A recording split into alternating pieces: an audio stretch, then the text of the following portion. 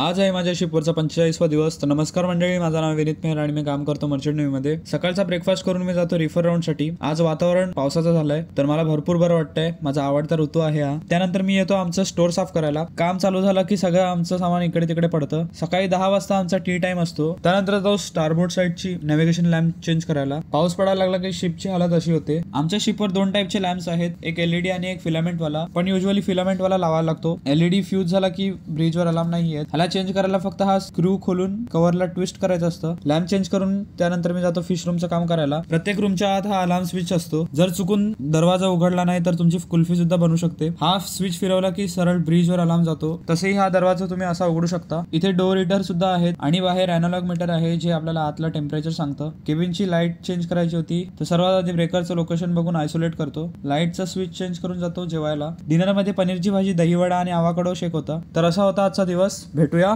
उद्याच्या व्हिडिओमध्ये.